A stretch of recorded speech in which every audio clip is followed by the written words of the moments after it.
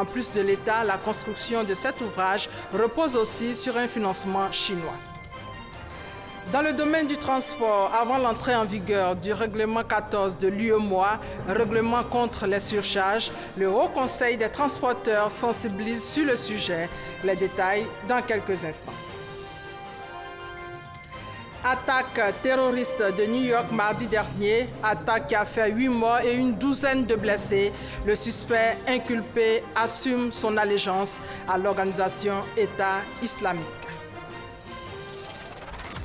Tout d'abord, cette actualité au plan national. L'inauguration, il y a quelques instants, du barrage de Soubré par le chef de l'État devant une population mobilisée. L'arrivée du chef de l'État à Soubré, maintenant avec Abou Sanogo.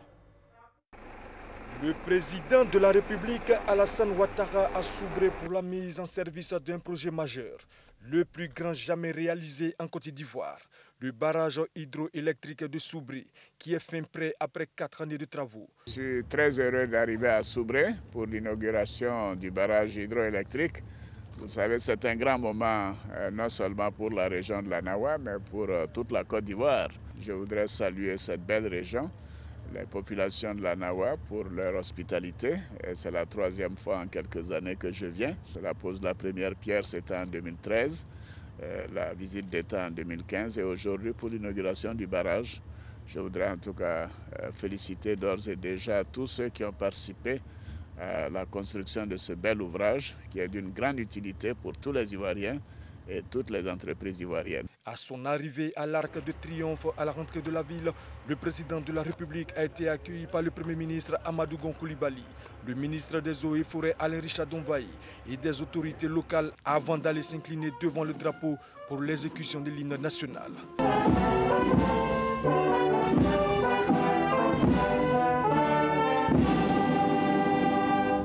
Il a ensuite reçu les honneurs militaires dus à son rang. Honneur rendu par la musique de la garde républicaine, le drapeau de l'État et sa garde, 2 pelotons de l'école de gendarmerie de Torogui et 3 sections du bataillon de sécurisation du sud-ouest aux ordres du lieutenant-colonel Soro Dramana. Après quoi, le chef de l'État a échangé quelques poignées de main avec le grand commandement avant de mettre le cap sur le lieu de la cérémonie dans une grande ambiance. Les populations, pour l'occasion, sont sorties nombreuses pour lui réserver un grand accueil. Voilà, le barrage de Soubré a été mis en service ce jeudi. Le rêve de toute une région réalisé à l'inauguration ce jeudi, donc, ce discours du chef de l'État. Extrait. Honorables invités, mesdames et messieurs, comme vous le savez, depuis 2011, le gouvernement a engagé plusieurs réformes et de nombreuses actions pour redorer l'image de notre pays, impulser la croissance économique et surtout améliorer les conditions de vie des Ivoiriens. Et la production intérieure brute, qui est mesurée par le PIB, a enregistré un taux de croissance annuel moyen d'à peu près 9% sur les 5 années, de 2012 à 2016. C'est-à-dire que pendant cette période, la richesse nationale a augmenté de près de 50%, ce qui est exceptionnel dans le monde d'aujourd'hui. Cette embellie économique a eu pour effet d'induire une croissance élevée et régulière de la demande nationale d'électricité. Souvenez-vous qu'en 2010-2011, quand nous étions à l'hôtel du Golfe, beaucoup téléphonaient dans les différentes régions, nous disaient qu'il y a toujours des coupures d'électricité, pas seulement à Abidjan, mais sur l'ensemble du territoire national. Alors une telle situation commandait que le gouvernement réalise rapidement d'importants investissements dans le secteur de l'énergie afin de mettre à la disposition des populations et des entreprises l'électricité nécessaire pour donc le bien-être des Ivoiriens, mais également pour la compétitivité des entreprises. Par ailleurs, notre pays s'est engagé en 2015 dans le cadre de l'accord de Paris, la COP 21 sur le climat, à réduire à l'horizon 2030 ses émissions de gaz à effet de serre d'environ 28% pour l'ensemble des secteurs confondus. Donc, le barrage hydroélectrique de Soubré, produisant une énergie renouvelable, contribue effectivement à atteindre ces deux objectifs. Et je dois dire que c'est une fierté pour moi, pour le gouvernement et pour l'ensemble de nos concitoyens. Et évidemment, ce que nous recherchons avec tous ces investissements, c'est de maîtriser. Voilà, c'était là un extrait du discours du chef de l'État. En plus de l'inauguration du barrage de Soubré ce jeudi, le président Alassane Ouattara a aussi posé la première pierre du barrage de Gribo-Popoli, un autre barrage hydroélectrique situé à 7 km en aval de Soubré.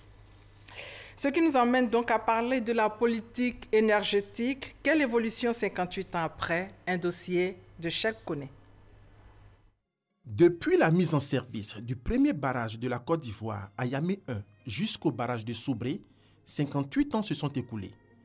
Pendant plus d'un demi-siècle, la Côte d'Ivoire a engagé une politique énergétique ambitieuse, soldée par la construction de plusieurs infrastructures de production électrique.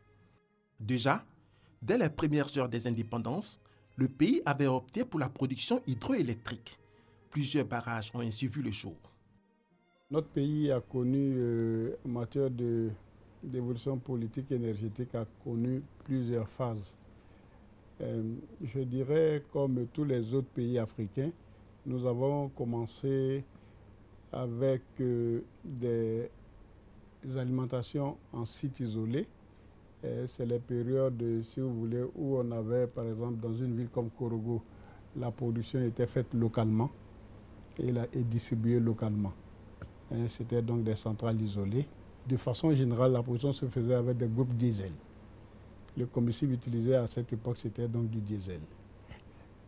En 1959, nous avons eu donc, notre premier barrage, c'est le barrage d'Ayamé, qui a intégré, je dirais, dans notre mix énergétique, et si on peut parler à cette époque de mix, qui a intégré un peu d'hydraulique.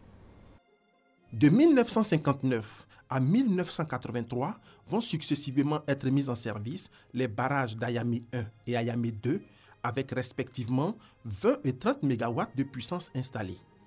En 1972, le barrage de Kossou avec 174 MW. Le barrage de Tabo en 1979 avec 210 MW. 165 MW de puissance installée au barrage de Buyo en 1980. Et le barrage de Gras dans la région de San Pedro, mis en service en 1983 avec 5 MW de puissance installée. Le barrage hydroélectrique est un ouvrage de production d'électricité. Grâce à des turbines, les retenues d'eau créées sur une rivière produisent de l'électricité pour alimenter les ménages. Ces premiers barrages hydroélectriques constituaient l'essentiel de la production électrique de la Côte d'Ivoire avec une capacité globale de 604 MW. À cette époque, le mix énergétique était dominé par l'hydroélectrique. Après, on a évolué en hydraulique jusqu'aux années 83, où on a eu la grande sécheresse en Côte d'Ivoire. Nos barrages, donc les côtes ont baissé dans nos barrages. On ne pouvait plus produire l'électricité hydroélectrique. Alors, on a en urgence, donc le pays a fait une commande d'une centrale thermique à gaz. C'était la toute première centrale thermique à gaz. En fait, il faut que je vous dise une chose, les projets de centrales thermiques sont, la mise en œuvre de ces projets est plus rapide que les barrages. Donc quand on est dans des situations d'urgence, je dirais la solution, la vraie solution, c'est du thermique, parce que c'est plus rapide. Une centrale thermique, contrairement au barrage hydroélectrique, produit de l'électricité à partir du gaz naturel. En Côte d'Ivoire, c'est à partir de 1984 qu'apparaissent les premières centrales thermiques. Jusqu'en 2013, une dizaine de centrales thermiques voient le jour pour une capacité globale de 1924 MW et une production d'électricité estimée à 10 080 GWh. Il s'agit de la centrale de Vridi, 100 MW, Celles de Cyprien 1, 2, 3 et 4, 569 MW.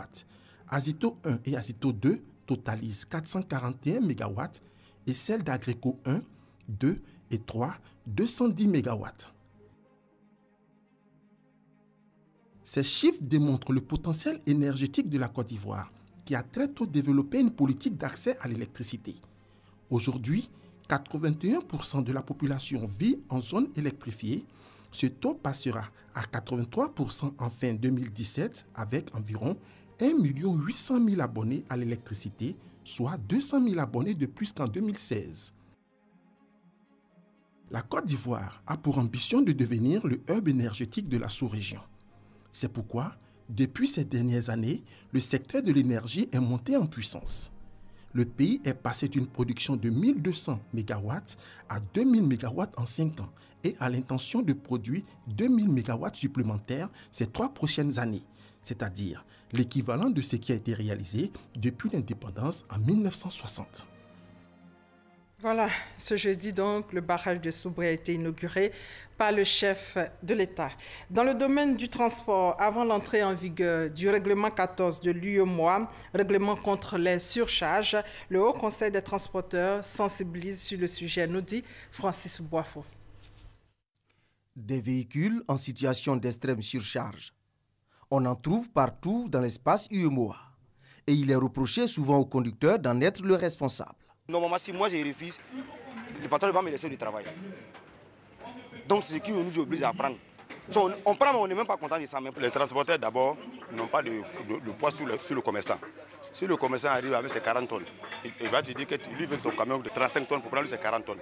Si toi tu refuses de prendre, il te laisse. Il s'en va boire un autre transporteur, ce transporteur va prendre. Bon, toi qui refuses de prendre la tirette, tu vas rester immobilisé.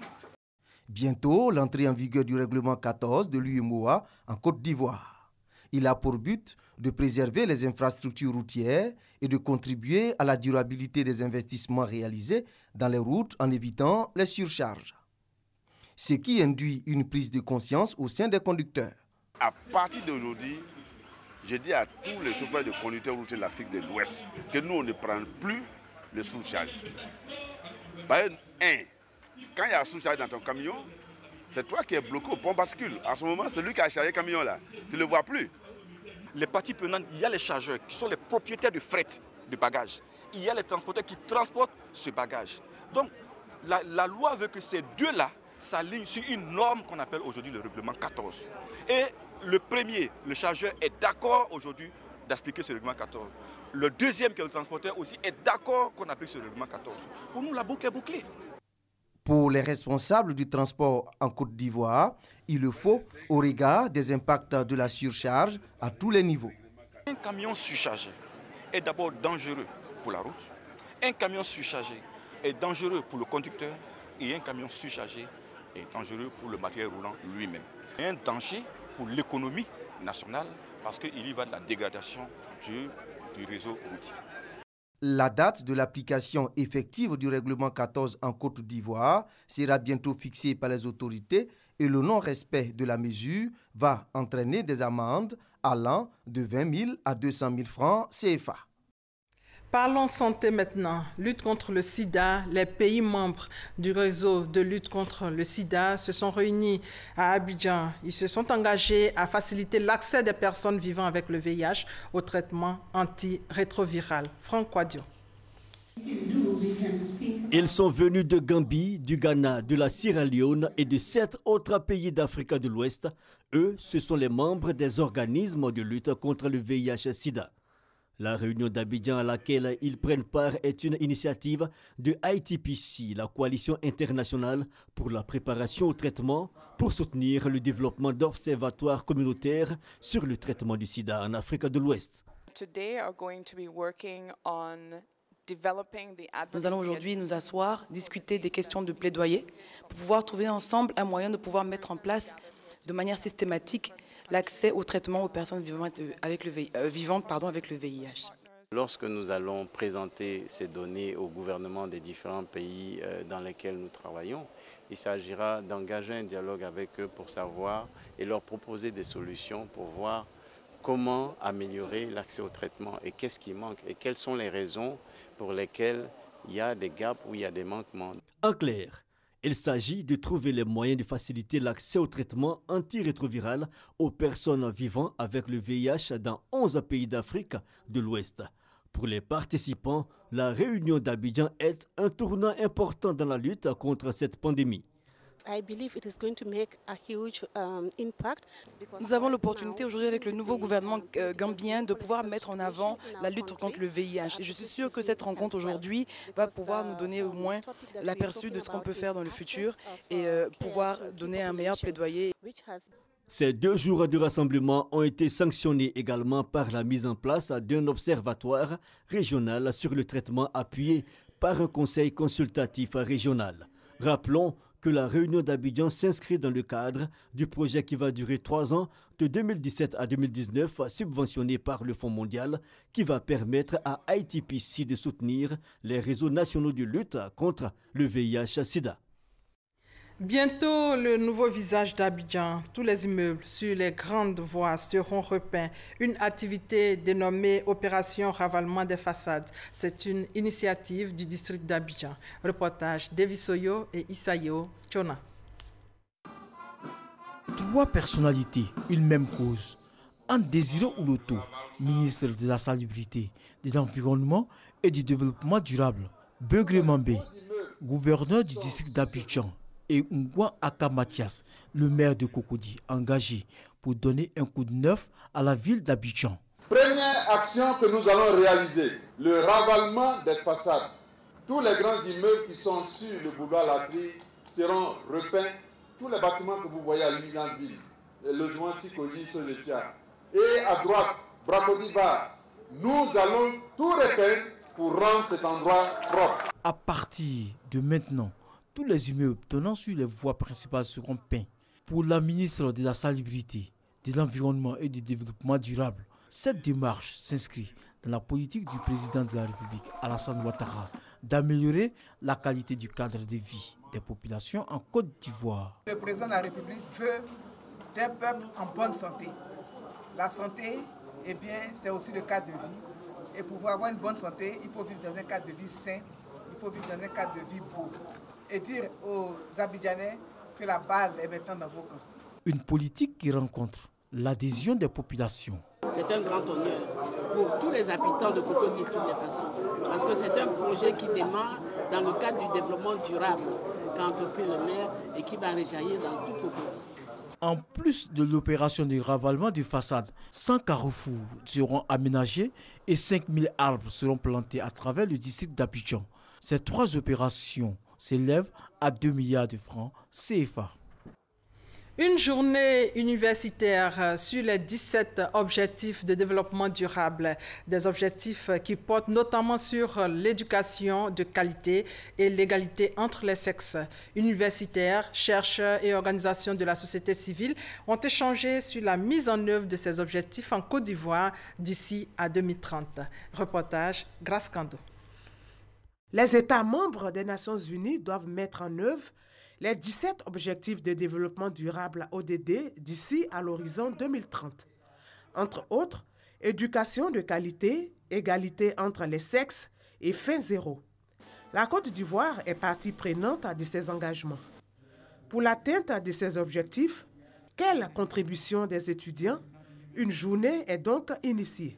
Il y aura des séances de renforcement de capacité, de présentation des ODD avec les cibles et chaque étudiant va chercher à savoir quelles cibles qui correspondent au mieux à ses préoccupations. Ici, en l'occurrence, nous avons l'ODD 16 qui parle de paix, et les étudiants aussi s'engagent dans la trêve sociale voulue par le Premier ministre, son Excellence Amadou Gon, d'accord pour la marche vers le développement durable. Le développement durable, un concept pris en compte par les responsables d'université. Au niveau de l'université Félix-Faure-Boigny, des parcours de formation en développement durable ont été mis en place. Donc c'est un parcours et une formation diplômante. Il y a eu également des modules de formation en développement durable, de sorte que la personne qui veut s'instruire dans ce domaine-là puisse le faire.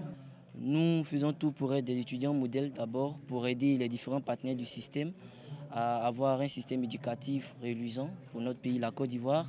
Au niveau de l'environnement, nous participons ici en Côte d'Ivoire à tous les projets de développement en collaboration avec le ministère de la Salubrité, de l'Environnement et du Développement durable à travers les opérations et grands ménages.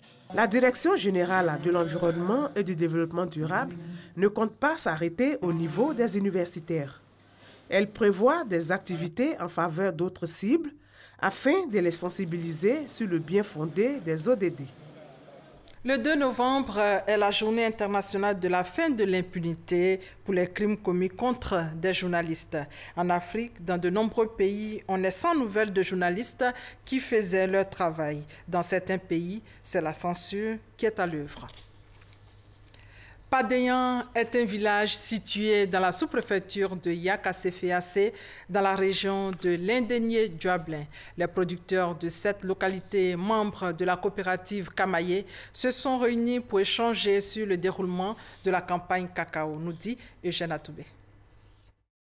Le village de Padeyan, dans la sous-préfecture de Yakassé-Féassé, région de l'Indénié-Djuablin, se souvient encore de ce beau cadeau offert par les producteurs de cacao du village. C'était en 2015, en début de campagne. Ce dispensaire est équipé et doté d'un incinérateur avec un logement pour l'infirmier. Et pour les producteurs membres de la coopérative Kamaye, donatrice de la structure sanitaire, c'est la récompense de leurs efforts. Efforts qu'ils comptent poursuivre pour cette campagne 2017-2018. Pour rappel, le dispensaire de Padeyan a coûté plus de 100 millions de francs CFA. L'importance du montant montre le dynamisme de la coopérative Kamaye et sa volonté de mener des actions dans le sens de l'amélioration des conditions de vie de ses adhérents. Les femmes se déplaçaient avant pour aller accoucher à Yakassé, mais maintenant on peut satisfaire les femmes ici. Et puis il y a certains soins qui sont dispensés ici. Au cours de la traditionnelle réunion de début de campagne cacaoyère, les responsables de la coopérative et les producteurs membres ont échangé sur diverses questions touchant à la cacaoculture et à sa durabilité, notamment la qualité des fèves produites, la maladie du Scholenschut, la fuite des produits vers le Ghana voisin et surtout l'exigence de faire de la transformation une priorité. Aujourd'hui, la transformation est une solution capitale à la résolution de cette pauvreté qui s'installe au sein de l'agriculture. Parce que effectivement, la transformation va amener une valeur ajoutée à notre produit. Mais déjà, il y a un exemple d'une coopérative de Yamoussoukro Ekoya. Et justement, le promoteur chocolatier de la coopérative Ekoya de Yamoussoukro a partagé son expérience de la transformation du cacao en tant qu'invité spécial de la coopérative Kamaye. Un exemple dont Kamaye veut s'inspirer, fort de ses 1800 producteurs membres, grâce à qui cette coopérative a pu commercialiser plus de 2000 tonnes de cacao lors de la campagne 2016-2017. Au niveau de l'éducation, 500 kits scolaires ont été distribués à tous les élèves de l'école primaire publique du village de Poro, dans la sous-préfecture de San Pedro. C'est un don de la première dame à travers la fondation Children of Africa. Sam Kona et Franck Wadjo pour plus de détails. 500 kits scolaires au tout petit du village de Poro, dans la sous-préfecture de San Pedro. Remettant ses dons au nom de la première dame de Côte d'Ivoire via sa fondation Children of Africa, le directeur général du port de San Pedro a souligné que Mme Dominique Ouattara continue de faire parler son cœur, surtout quand il s'agit des enfants. Son acte de solidarité du jour vise à permettre aux heureux bénéficiaires d'aller à l'école dans des conditions adéquates. Nous connaissons notre maman, la maman de toute la Côte d'Ivoire, maman Dominique, pour le cœur qu'elle a, pour cet humanisme qu'elle développe chaque fois. Et aujourd'hui, elle nous a permis d'offrir à nos enfants, ici à Kablaké et à Poro, des kits scolaires, surtout pour soulager les parents qui ont, pour qui les choses ne sont pas toujours rendues très faciles. Chaque élève de l'école primaire publique a reçu son kit scolaire. Une grande joie animait ses enfants qui savent ainsi que la première dame n'oublie personne. Nous la remercions très beaucoup. Avant, je partais à l'école avec des sacs de riz. Pour payer les livres, c'était difficile. Et aussi les bics. Moi et mes parents, on lui dit merci. Pour payer Fournouti cette année-là, si ça va au marché pour demander, mais si on demande plus, on ne peut pas payer. Elle a trop fait. Dieu l'a béni. Le directeur régional de l'éducation nationale a, au nom de la ministre Kandia Kamara, remercié la donatrice et promis que les enfants feront tout pour faire honneur à la première dame Dominique Ouattara. Bâtie depuis 2009, l'école primaire publique du village de Poro est le fruit d'un partenariat entre le port autonome du San Pedro et ce village.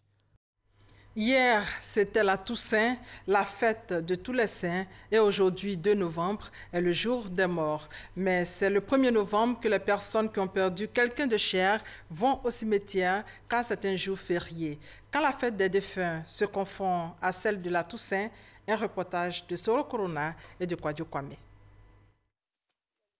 Ngué Saint-Paul et sa famille sont au cimetière du village de Golikro pour l'entretien de la tombe de leur défunt père. Pour lui, la fête de la Toussaint l'oblige à avoir une pensée pieuse pour tous ceux qui nous ont dévancés dans le royaume céleste. Toussaint, c'est la fête des morts comme nos parents, ils sont décédés. Il faudrait qu'il y ait un jour pour pouvoir venir nettoyer sur leur tombeau. À quelques mètres de Ngué Saint-Paul, c'est tout le village qui est à la tâche dans le cimetière. Réparation et construction de tombes, entretien de toute la nécropole.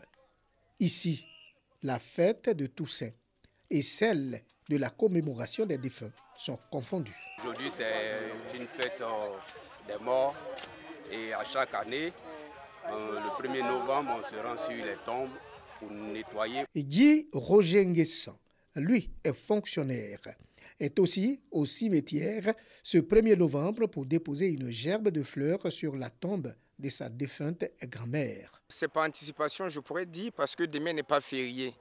Et le travail étant préoccupant, on a préféré venir ce jour-là, venir honorer nos parents qui nous ont déjà dévancés dans l'au-delà. C'est quoi donc la différence entre ces deux fêtes de tradition chrétienne? Compte tenu du calendrier qu'offrent les États, il se trouve que le 1er novembre, qui est le jour de la Toussaint, qui est déclaré comme jour férié, donne la possibilité à tous les chrétiens de se rendre sur les tombes pour offrir une gerbe. Si on veut bien voir, le jour qui est bien précis, c'est 2 novembre où nous commémorons tous les morts, nous prions pour tous les morts. À Goliko, village de la commune de Bouaké, la célébration de la Toussaint est devenue une véritable fête de retrouvailles. Aujourd'hui, la fête a pris notre tenue comme la fête de Pâques. Ceux qui sont venus entretenir les tombes là, il faut leur offrir quelque chose à boire. Dans chaque famille, les gens se réunissent, ils partagent un pot ensemble. C'est ça la fête de Toussaint. La confusion ne se fait pas seulement au niveau des deux dates. La commémoration des défunts, consacrée traditionnellement aux visites familiales au cimetière et à l'entretien des tombes, est appelée par la majorité des personnes fête des morts. Une fête qui n'existe pas dans le calendrier grégorien. Attaque mardi dernier à Manhattan aux États-Unis. Inculpé, le suspect assume son allégeance à l'État islamique. C'est un Ouzbek de 29 ans se disant satisfait de ce qu'il a fait mardi. Le président américain Donald Trump a réclamé la peine de mort à son encontre. L'attaque, il faut le rappeler, a fait 8 morts et une douzaine de blessés. C'est la fin de ce 13h marqué par l'inauguration du barrage de Soubré ce jeudi par le chef de l'État. C'est un ouvrage d'une puissance totale de 275 MW. Le barrage de Soubré a été financé à 85% par la Chine. Il a coûté 331 milliards de francs CFA. Voilà, merci. Merci de votre fidélité.